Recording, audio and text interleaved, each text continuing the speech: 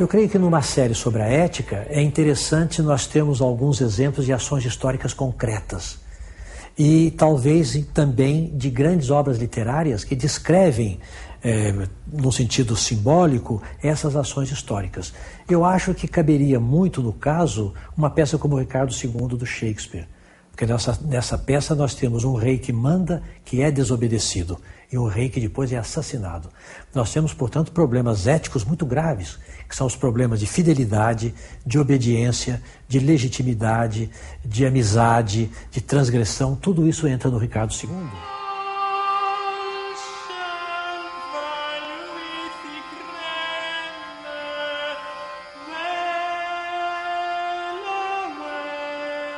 O importante aí, mais do que o enredo, o importante são os princípios que estão em jogo. E, inicialmente, o princípio que chama mais a nossa atenção é o princípio da legitimidade. Porque é a legitimidade que vai assegurar o sistema de relacionamento na sociedade. O que é bom, o que é mal, o que é certo e o que é errado se organiza em torno da legitimidade. Por quê? Porque se organiza em torno da obediência ou da desobediência ao rei. É uma peça em que nós temos o conflito da obediência com a desobediência. Ou, por outras palavras, do mando com a transgressão. Isso vai assumir nessa peça, Shakespeare vai modular isto de uma maneira muito ampla e literariamente a beleza é muito acentuada, porque isso se presta a uma série de metáforas muito elucidativas. Onde está baseada essa legitimidade? Para a concepção medieval, a legitimidade está baseada no direito do sangue. É, portanto, um princípio biológico. Pelo fato de ter aquele sangue, o rei pode mandar. A ética, a moral, o comportamento, o direito de cada um tem como limite o poder soberano legítimo do rei ungido por Deus. E a peça é justamente a história das transgressões a esse princípio. A coisa é muito mais ampla do que se pensa, porque notem bem, o sangue é uma coisa viva, é o que nos dá vida. E essa peça é cheia de metáforas vegetais, de metáforas que falam da vida das plantas. Há um paralelo entre a vida dos homens e a vida das plantas. Aquilo que é sangue no rei é seiva nas plantas.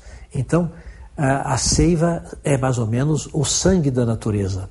E o sangue é a seiva do rei. Onde elas se encontram? Elas se encontram exatamente na legitimidade. Na medida em que o rei tem um sangue sagrado, ungido, e de certa maneira ele encarna também a seiva da natureza. E isso está ligado a uma velha concepção de soberania, uma velha concepção de realeza que vem dos povos primitivos, que vem dos ritos agrários e que se traduz na realeza neste momento da Idade Média, se traduz pela ligação visceral, pela ligação orgânica do rei com a natureza. Vejam bem, obedecer ao rei é obedecer à lei da natureza. Transgredir, não seguir o rei, é violar a lei da natureza. O rei faz corpo com a natureza, mas notem bem, por outro lado, como o rei faz corpo com a natureza, não é? A monarquia estará próspera enquanto o rei estiver ligado com a natureza e for saudável. Do momento em que o rei não estiver mais ligado com a natureza, em que houver uma discrepância, digamos assim, entre o sangue do homem e a seiva da natureza, a sociedade entra em crise. A sociedade entra em crise. Há um princípio mágico em jogo, quer dizer, a soberania está baseada nessa ligação mágica do rei com a natureza. Este princípio místico, que está presente também no Ricardo II, que está ligado às lendas medievais, que está ligado aos mitos agrários, que exprime a saúde ou a doença da sociedade, é uma coisa tão poderosa que repercute até os nossos dias. Naturalmente, muitas pessoas já leram o poema A Terra Estéril, por alguns traduzido como A Terra Ermada, por outros como A Terra Gasta. Em inglês é The Waste Land, do poeta T.S. Eliot. É um poema moderno, é um poema feito em 1920. Este poema procura exatamente mostrar que o mundo contemporâneo está doente por causa da crise dos valores morais, por causa da crise dos valores espirituais. Em que ele vai se inspirar? Na lenda do Santo Graal. Ele vai se inspirar exatamente no problema do rei doente que adoece a terra. Então, isso dá uma ideia de como esses mitos, como essas lendas são duradouros e como elas servem para exprimir vários momentos da história. Elas serviram a Shakespeare para exprimir a crise da monarquia inglesa no fim da Idade Média, serviram a T.S. Eliot, para da entrada do século XX, comentar a crise dos valores espirituais. What are the roots that clutch? What branches grow out of this stony rubbish? Que raízes são essas que se arraigam? Que ramos se esgalham nessa imundície pedregosa? Filho do homem, não podes dizer, ou sequer estimas, porque apenas conheces um feixe de imagens fraturadas, batidas pelo sol. E as árvores mortas já não mais te abrigam, nem te consola o canto dos grilos, e nenhum rumor de água a latejar na pedra seca. Apenas uma sombra medra sob esta rocha escarlate. Chega-te à sombra desta rocha escarlate e vou mostrar-te algo distinto de tua sombra a caminhar atrás de ti quando amanhece, ou de tua sombra vespertina ao teu encontro se elevando. Vou revelar-te o que é o medo num punhado de pó.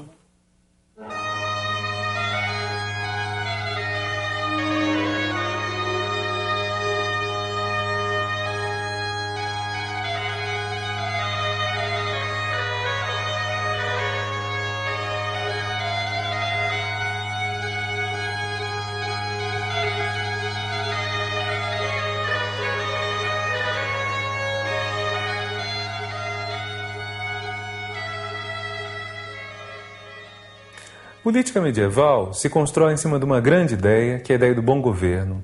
A ideia principal é essa de que o governante deve agir segundo certos valores, que são o da justiça, o da bondade, o da caridade, aqueles valores que a Igreja cristã desenvolveu, que ela detalhou por toda a Idade Média e que deveriam ser, então, a pedra de toque de todo o governo medieval.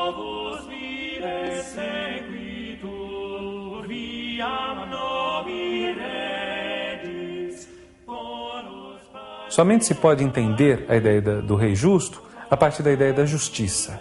E aí nós temos o grande conceito do pensamento político medieval. É uma ideia de justiça muito diferente da nossa.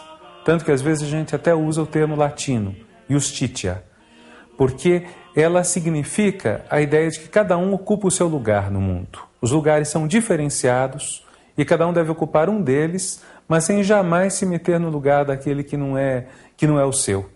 Então, a ideia de justiça está ligada, por exemplo, à ideia de um mundo que se organiza como um cosmos. O termo cosmos indica essa ideia de um universo no qual tudo está ordenado. Cada planeta tem o seu lugar, sendo da Terra, como todo mundo sabia, na Idade Média, no centro do mundo, e tendo a Terra, em torno dela, vários planetas que giram, inclusive o próprio Sol girando em torno da Terra. Então, essa ideia de uma ordenação cósmica, em que todas as estrelas, todos os astros estão bem distribuídos, se liga também à ideia de uma justiça, de uma sociedade na qual todas as pessoas têm o seu lugar determinado. O rei justo, ele basicamente expressa a sua bondade de duas maneiras. Uma, através das esmolas. Em relação aos pobres, que são inúmeros na Idade Média, ele faz caridade. Para os nobres, o rei justo deve mostrar-se um ser magnânimo, um ser generoso. Então, se um nobre se destaca num torneio, o rei dá metade do seu reino para ele, é um gesto magnânimo. O rei mostra que premia aquele que é valoroso, aquele que é poderoso. Então, para uns ele dá esmolas, para outros ele dá metade do reino, dá um grande feudo. Mas em todos os casos, a bondade do rei está se expressando no fato de que ele dá coisas. Não é a ideia de que ele governa bem, não é a ideia de que ele desenvolve o seu estado, de que ele vence a pobreza. Não, ele atende os pobres, mas sempre haverá pobres. Outra semelhança que era usada para o rei medieval era da relação dele com o corpo. Quer dizer, o rei era como se fosse a cabeça e os súditos como se fossem os membros do corpo. A cabeça manda, mas ela tem com o corpo uma relação de cooperação, a cabeça não pode viver sem o corpo, nem o corpo sem a cabeça. Então o rei não pode existir sem os súditos, e os súditos não podem também ter vida sem a cabeça que lhes dá ordens, lhes dá comando, etc. Então sempre se dava do rei essa imagem ideal de alguém que tinha uma relação harmônica com os súditos a ele subordinados.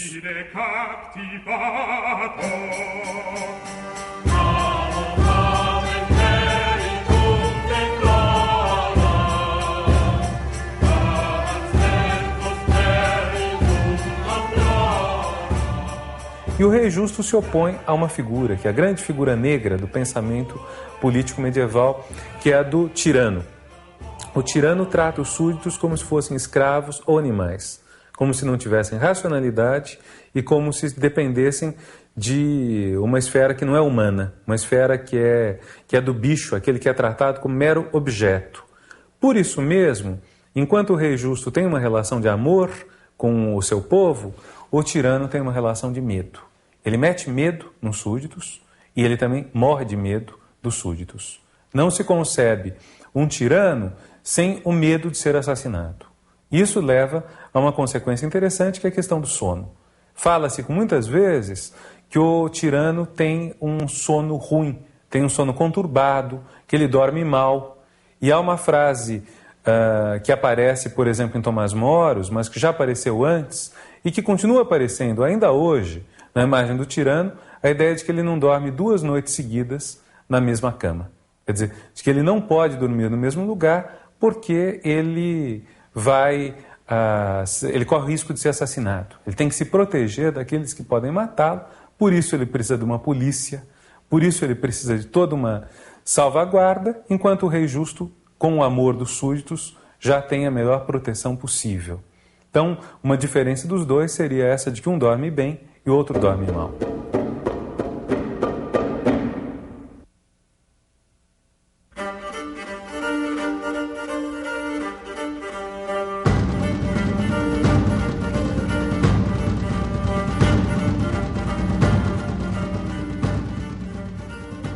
Então aí a gente entra num problema sério, que é o da crise dela. Essa política, num certo momento, entra em crise, e em crise muito séria. A gente pode dizer que isso ocorre durante o século XIV. Essa crise se dá por várias razões. E vai se alongar, vai durar vários séculos, mas é uma crise muito interessante. O primeiro ponto diz respeito justamente à questão dos valores.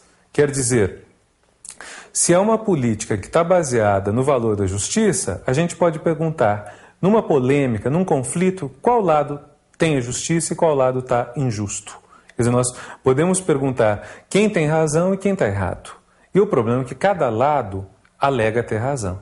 E a partir de um certo momento acaba um razoável consenso que havia sobre o que era justiça, sobre como era agir corretamente, etc. A gente pode dizer que isso coincide, em linhas gerais, com a Guerra dos 100 Anos, entre o rei da Inglaterra e o rei da França, para saber quem é o verdadeiro rei da França. Não é que os ingleses tentam anexar a França. É que um rei que é da Inglaterra, de sangue francês, de língua francesa, alega que ele é o rei da França. E briga com o primo dele, que também diz ser o rei da França. Isso leva a uma divisão da Europa em 2 campos. Há 2 reis da França, há 2 duques da Bretanha, há 2, em certos momentos, até 3 papas. E cada um pretende ter a legitimidade, ter os valores. O fato de que não há uma via institucional garantida para saber quem tem razão, ou saber quem leva aquilo que está sendo disputado, acaba fazendo que cada um possa reivindicar ser o bom, ser o justo, ser o cristão contra o outro. E isto coloca em crise, em xeque, o próprio fundamento do bom governo. Se não sabemos mais quem é bom, não podemos mais dar legitimidade ao governo.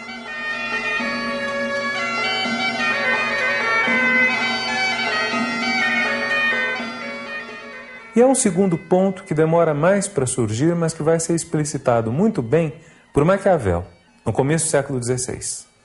Maquiavel escreve numa Itália que está totalmente assolada por conflitos, um príncipe contra outro, uma cidade contra outra, uma república contra outra, invasões francesas e espanholas, mercenários suíços e alemães, tudo isso invadindo a Itália, e Maquiavel constata que a ideia do bom rei não funciona mais.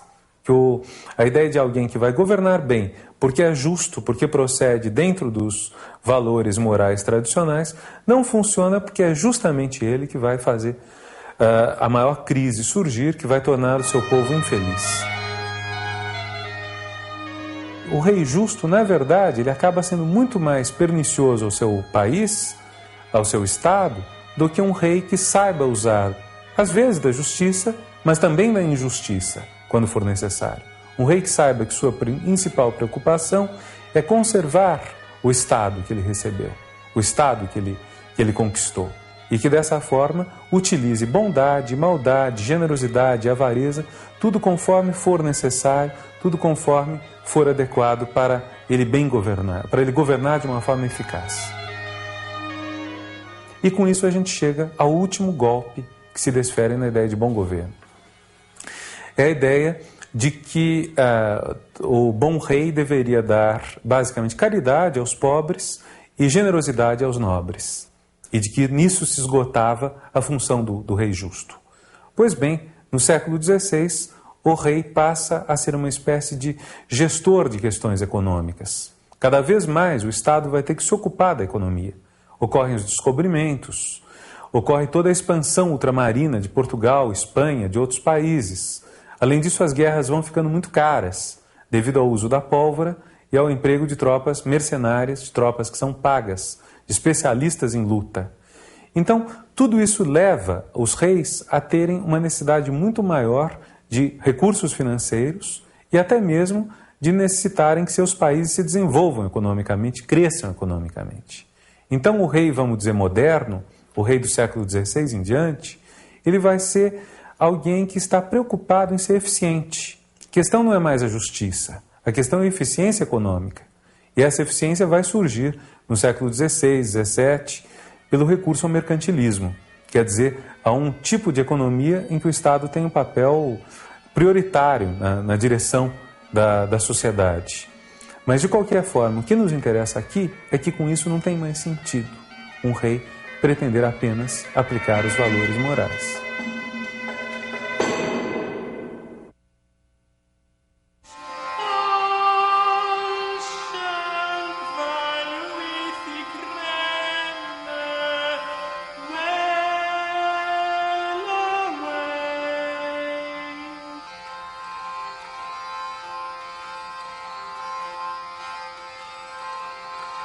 No Ricardo II, nós temos muitas oportunidades de ver o funcionamento do mando e o funcionamento da transgressão. O problema envolve muitos problemas. O mando legítimo é o mando que deve ser obedecido.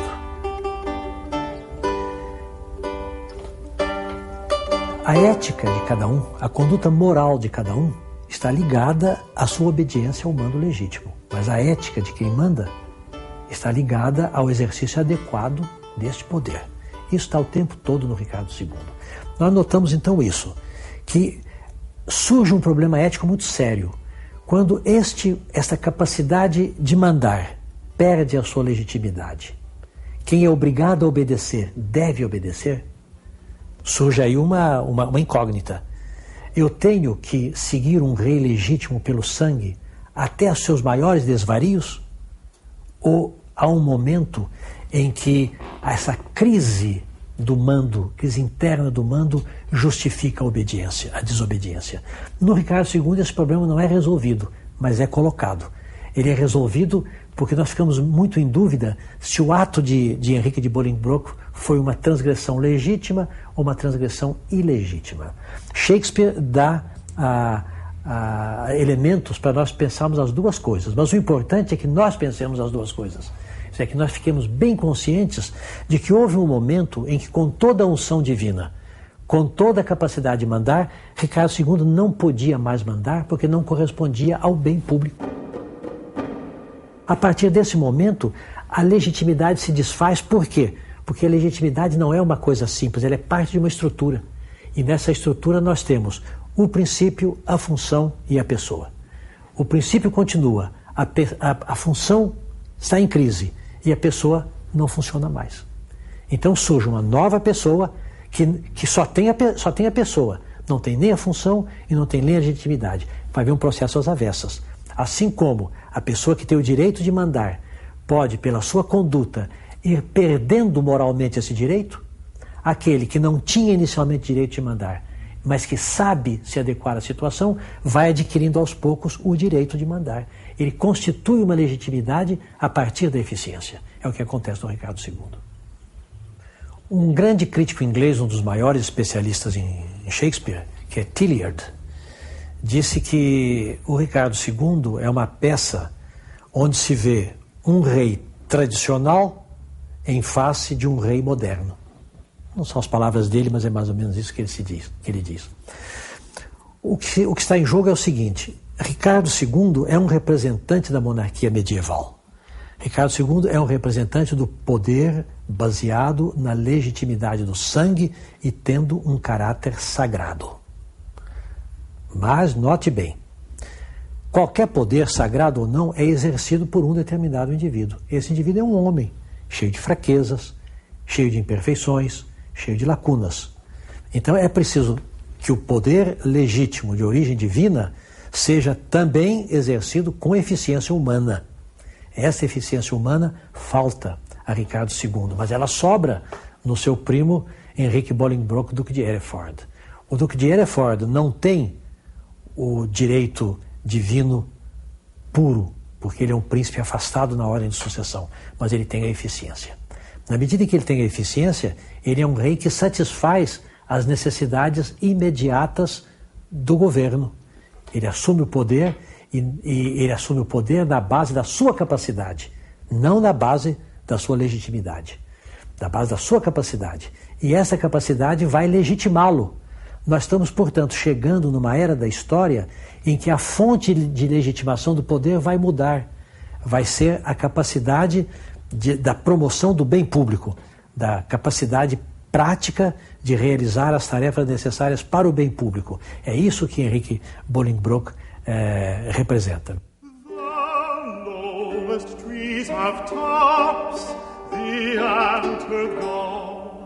The fly, her spleen, with a little spark is heat, and slender hairs cast shadows, though but small.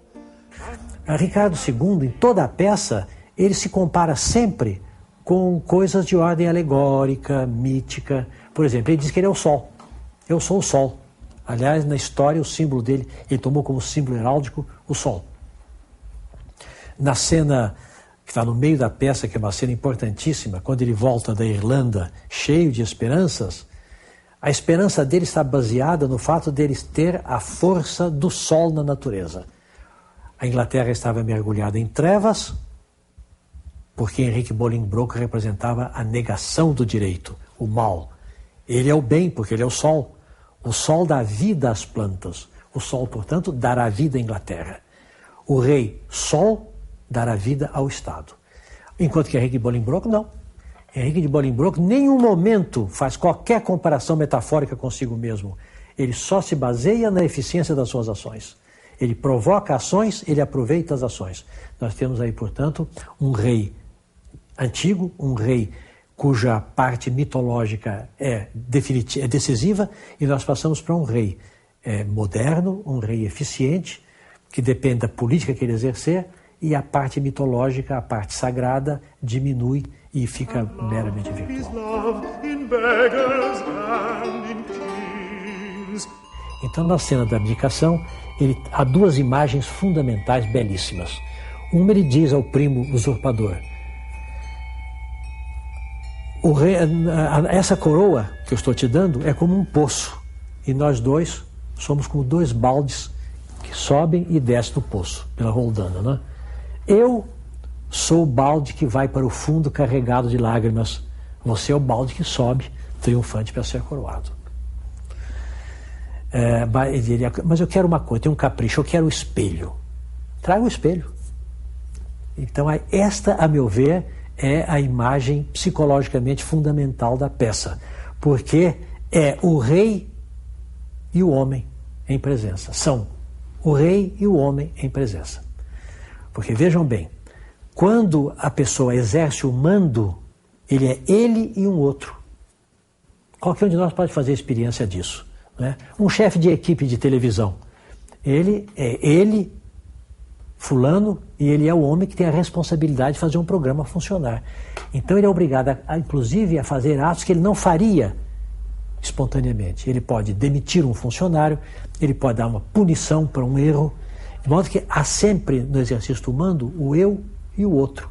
Ora, esta cena do espelho é a cena que projeta literariamente e psicologicamente essa divisão entre o eu e o outro na estrutura do mando. Ele pede o espelho. Quando ele pega o espelho, tem dois: o rei e o homem Ricardo. Ele então tem um diálogo admirável em que ele fala sobre a queda dele e quebra o espelho. Quando ele quebrou o espelho, ele quebrou o rei. Ficou apenas o homem. Agora não sobra mais nada para ele. Mas vejam bem, são imagens materiais. É o poço, são os baldes e é o espelho. É a manufatura. Acabou o sol, acabou o sangue, acabou a seiva, acabou o jardim. Nós estamos agora na escala miúda da humanidade. O homem se destacou do rei. Então, no ato 5º, há uma tentativa de rebelião sufocada e o rei diz: mas será que eu não vou ter sossego? Será que não há alguém para me livrar desse pesadelo? Um adulador escuta isso, vai onde o rei está preso e mata o rei. Aí acabou realmente a supressão física, que é muito bonito do ponto de vista assim, de uma certa filosofia do mando. Digo, não se manda impunemente, porque o mando pode inclusive levar ao crime. O rei, para poder mandar, ele teve que mandar matar o primo. Então eu diria que a morte é o limite do mando. Quer dizer, o mando vai desde a admoestação amena até a execução, até a privação de vida. É, portanto, um processo extremamente complexo, é um processo que envolve a nossa humanidade a fundo e é um processo que no Ricardo II está simbolizado, alegorizado de uma maneira realmente extraordinária.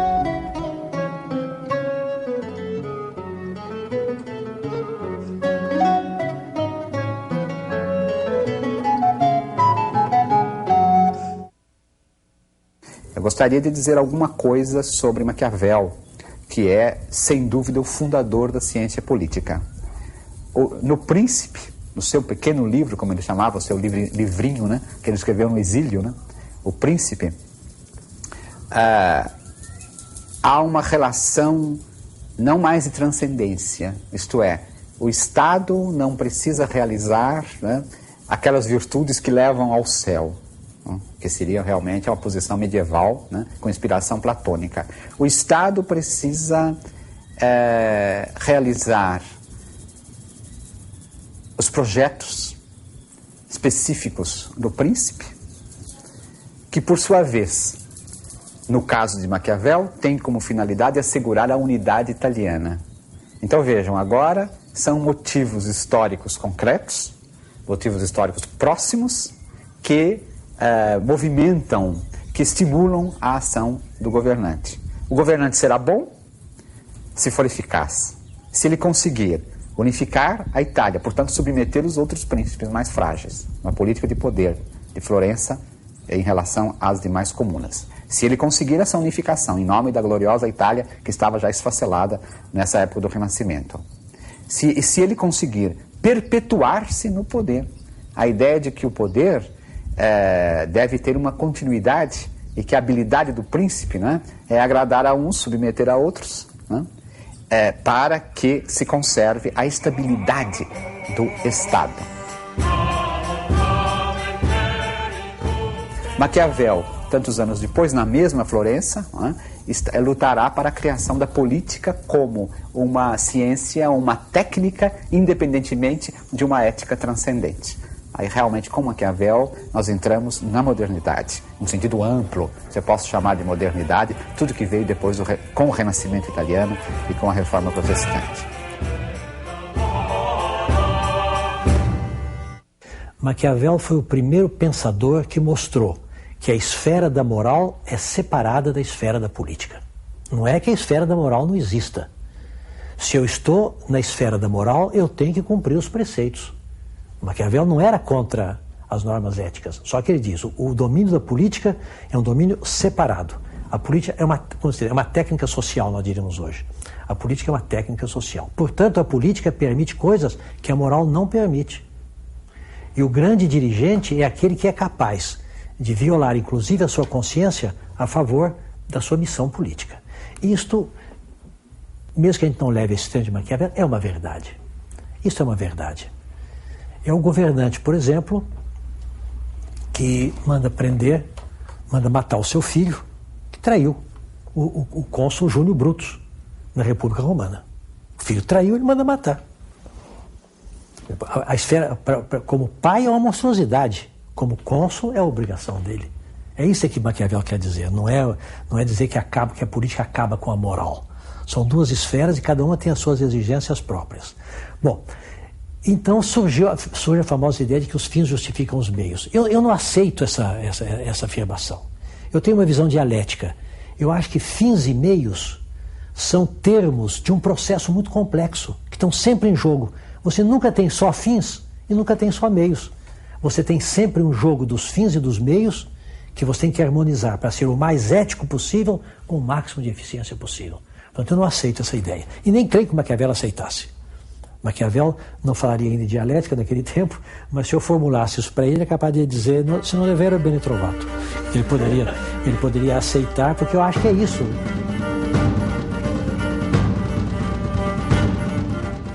A política moderna é também uma que vai se definir pela constituição de um espaço leigo. Quer dizer, mais e mais coisas na vida pública vão ser decididas sem referência a Deus.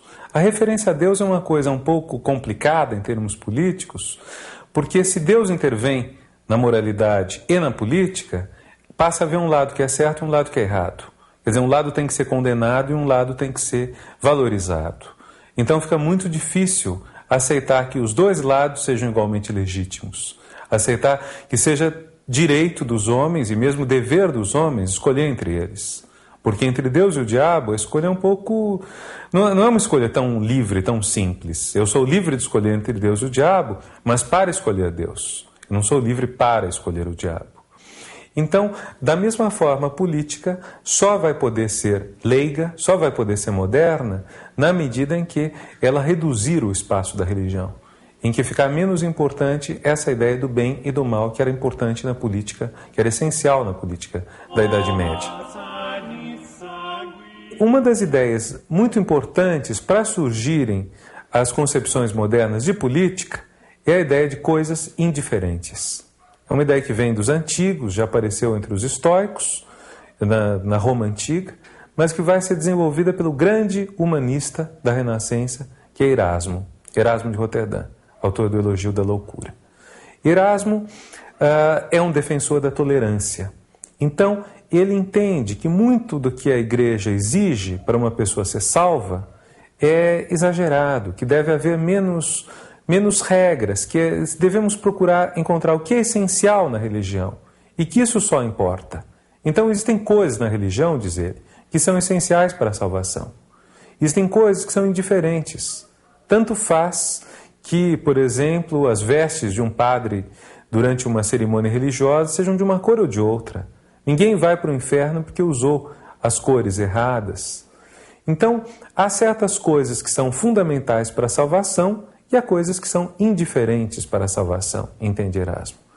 Só que é verdade que nós não podemos ter cada padre usando a roupa que ele quiser, cada igreja sendo construída de uma forma diferente, ou então cada fiel procedendo da maneira que achar melhor. É preciso haver um regulamento das roupas usadas no culto religioso. Mas esse regulamento que vai ser baixado, que terá de ser obedecido, ele não é um regulamento, vamos dizer, que foi dado por Deus mesmo. Aos olhos de Deus é indiferente. É a sociedade que necessita ter uma determinada organização que estabelece, então, essa cor, esse corte da roupa, essa arquitetura da igreja, certas formas de rezar, mas que poderiam ser substituídas por outra. Isso também significa apesar de Erasmo não ser protestante de forma alguma, isso significa que um caminho se abre para uma coisa que vai ser essencial no protestantismo, que são diferenças entre as várias igrejas. As próprias igrejas protestantes têm liturgias, preces que são diferenciadas de uma para outra. E, com isso, nós passamos a ter menos coisas que pertencem à esfera do sagrado. Quer dizer, dentro da própria religião, há coisas que são sagradas e há coisas que devem ser respeitadas, mas que não são tão sagradas. E dessa forma vai surgindo algo que é essencial no espírito moderno, que é a redução do espaço do religioso. A redução daquele espaço que é sagrado e o aumento, proporcionalmente a isso, de um espaço leigo, de um espaço em que as coisas se decidem neste mundo, sem necessariamente termos que dizer tal coisa é sagrada, tal coisa é demoníaca. Quer dizer, diminui aquela oposição entre o sagrado e o profano, ou entre o sagrado e o demoníaco, ou mesmo, se quisermos, entre o bem e o mal. Não há tantas coisas que são por natureza boas e por natureza más. Há muitas coisas que podem ser diferenciadas. Essa ideia vai permitir, então, todo o espaço da coisa política se constituir nos séculos da modernidade como algo que pode ser regulado de um jeito ou de outro. Vocês veem que essa ideia de 1500 é uma ideia-chave para algo que estamos acostumados a datar de uma data bem mais recente, que é a própria democracia. Quer dizer, se nós pensarmos a democracia como um regime de eleições, em que o povo decide pelo voto qual deve ser a condução dos seus negócios, dos seus assuntos, a democracia se instala mesmo no final do século XVIII, começo do XIX. Mas ela deve muito a essa ideia já de 1500, já desenvolvida por Erasmo, de que há muitas coisas que podem ser decididas de um jeito ou de outro. E quem vai decidir de um jeito ou de outro pode ser o povo soberano, pelo voto, escolhendo entre duas ou mais opções. Na Idade Média, a ideia de escolha entre duas ou mais opções soava estranha, porque se o referencial para medir uma ou outra era ser boa, ser justa, ser harmônica, atender às exigências de Deus, então não podia haver duas políticas opostas ou antagônicas que tivessem ambas o favor de Deus. Ao passo que na modernidade nós podemos ter duas ou mais políticas, como não estamos interessados em saber se Deus é a favor de uma ou de outra, como sabemos que nós, seres humanos, temos a liberdade, a autonomia e o dever de sermos nós quem escolhe, então nós escolhemos a que nos convém mais. A política deixa então de ter esse referencial tão forte ao divino, ao sagrado. Define-se todo um espaço em que o homem mesmo decide. Um espaço menos recortado por oposições maniqueístas entre o bem e o mal, e um espaço em que o homem arbitra. Desse ponto de vista é uma ideia muito bonita. Quer dizer, a democracia é um regime no qual o homem assume que ele é o responsável pelo seu destino, o autor do seu destino. E por isso mesmo ele não pode mais abrir mão desse poder em favor de Deus.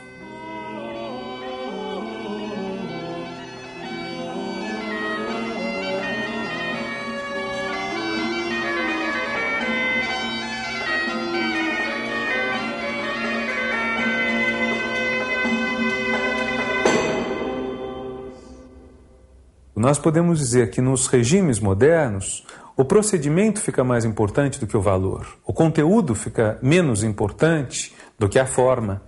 Porque nós vimos que na Idade Média o fundamental era o conteúdo, a justiça, o valor, a justiça.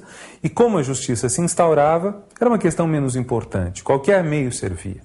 Mas agora, se nós temos que escolher entre duas ou três opções, nenhuma das quais é a encarnação do bem, nenhuma das quais é a encarnação do mal, então nós temos que ter um procedimento muito claro de escolha entre elas. Então nós temos que apostar na forma e não mais no conteúdo. E uma das formas adotadas, a mais bem-sucedida, é a democrática. Então é um procedimento. Quem ganha as eleições leva o cargo. Quer isso dizer que é a pessoa mais competente, ou que é a pessoa mais justa, ou que vai governar melhor para o seu povo? De forma alguma. Não sabemos disso. É apenas uma forma de escolha. Então é arbitrária. Então isso também significa que os valores são menos importantes na vida política da modernidade do que na vida política medieval. Nós vivemos desde mais ou menos 1500 numa sociedade que é rachada, que é cindida e que sabe que ela tem uma divisão profunda, mas que tenta resolver essa divisão sem mascará-la, que tenta de alguma forma jogar entre as oposições e fazer que uma delas vença por um procedimento. Com isso, o papel dos valores diminui, mas fica um valor como sendo importante. Esse valor importante é o valor da própria forma, a forma democrática. Na forma democrática, todo homem vale a mesma coisa. Claro que isso é uma abstração. Os homens não valem a mesma coisa, quer dizer, são diferentes entre si. Agora, a forma democrática significa que, na escolha política, todos nós temos o mesmo peso. O inteligente, o menos inteligente, o rico, o pobre, todos têm o mesmo peso. E isto significa que um valor resta, que é um valor fundamental, que é a própria democracia. A democracia é o único regime que nós podemos dizer tem como objetivo a própria democracia. A democracia não é um meio. A democracia é, num certo sentido, um fim. Quer dizer, o que se procura na democracia é que as pessoas vivam de maneira democrática. Quer dizer, respeitando umas às outras como iguais e como livres.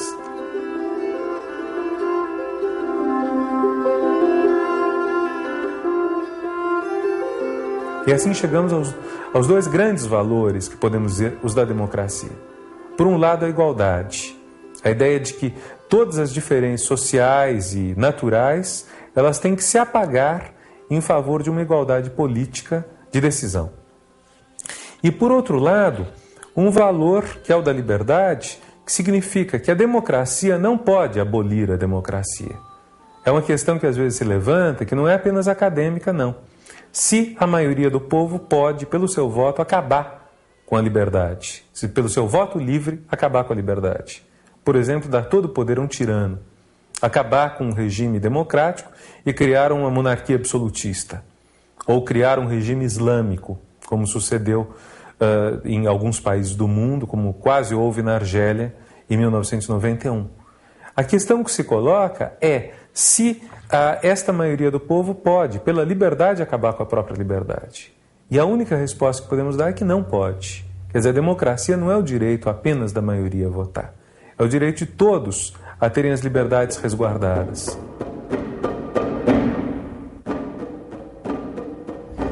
Eu creio que no nosso tempo nós estamos passando por um período muito difícil e muito perigoso, que é o período de achar que todo mundo é livre para fazer o que quiser. Hoje em dia, nota-se que a palavra mais vilipendiada é autoritarismo e autoridade. Ora, não se deve confundir autoritarismo com autoridade. Não há sociedade nenhuma que possa viver sem normas. Não há sociedade nenhuma que possa viver sem autoridade. Portanto, toda a sociedade tem não apenas que ter autoridade, mas que ter normas muito impositivas. A ausência de normas é um sonho anarquista lírico que não tem nenhuma correspondência com a realidade histórica. Eu só posso ter um comportamento ético adequado quando eu limito a minha liberdade muito acentuadamente. Quando eu acentuo a minha liberdade ao máximo, eu perco a ética, eu perco o comportamento ético. No nosso tempo, uma das coisas mais graves que há é essa noção bastante errada de liberdade absoluta. Por exemplo, eu dou um exemplo que a televisão pode passar o que quiser na hora que quiser. Isso chama-se liberdade de imprensa. Eu considero isso um crime ético. Eu penso nas minhas netas ao meio-dia, vendo o desenho animado, quando a televisão, em nome da liberdade de imprensa, interrompe e passa Calígula.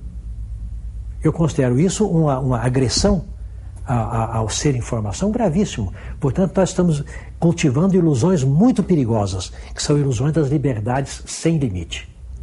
Freud, que é o homem que mais contribuiu para libertar o homem dos seus fantasmas, Freud dizia sempre, sem normas muito duras e muito impositivas, não há personalidade organizada.